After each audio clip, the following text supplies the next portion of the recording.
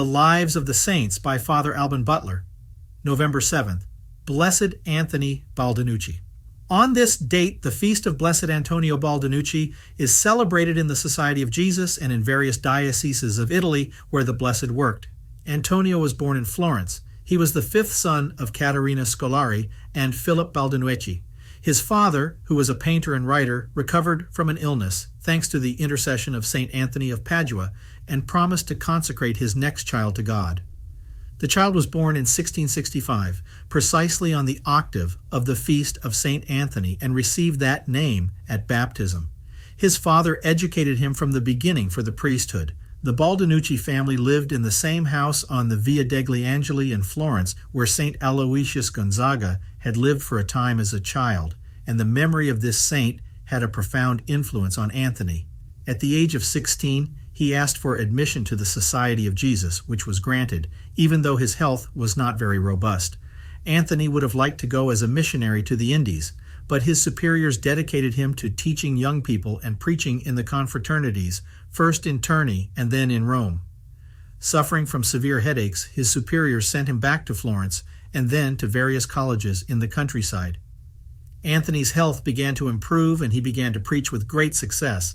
At the age of 30, he was ordained to the priesthood. When the year of his third probation was over, he again offered himself for the missions in the Indies, but his superiors did not agree, sending him to work in Viterbo and Frascati. There he spent the remaining 20 years of his life, working especially among the poor and instructing the people.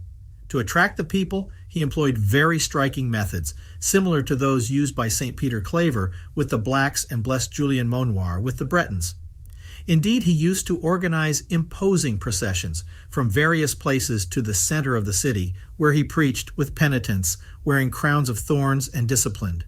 The Blessed often preached with a cross on his shoulders or loaded with chains and moved the people to compassion by applying fierce disciplines in the streets. Once he had succeeded in impressing the people and making himself heard, he employed more ordinary methods. In order to keep order among the crowds who came to hear him, he used to organize a corps of guards, generally chosen from among those who led a notoriously licentious life, thus winning them over and getting them to listen to his advice.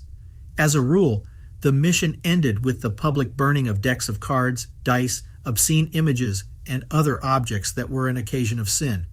Gambling, violent revenge, and debauchery were the order of the day, but Father Anthony's zeal achieved lasting conversions and moved him to leave good works organized. Although he was constantly preaching missions, with the work involved, he had time to write numerous sermons and instructions, not to mention his extensive correspondence.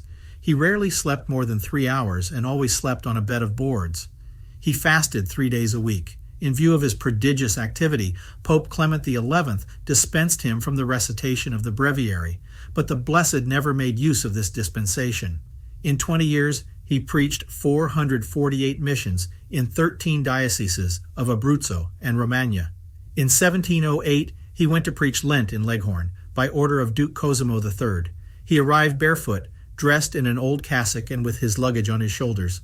The nobles did not attend his sermons at first, but the Blessed eventually won them over, and from then on, he always preached during Lent in one of the most important cities of the region.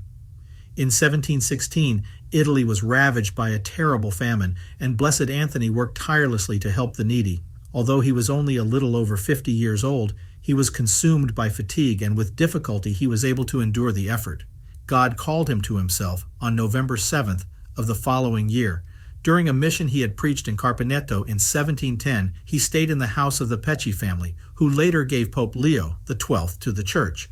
Antonio Baldinucci was beatified by this pontiff in 1893.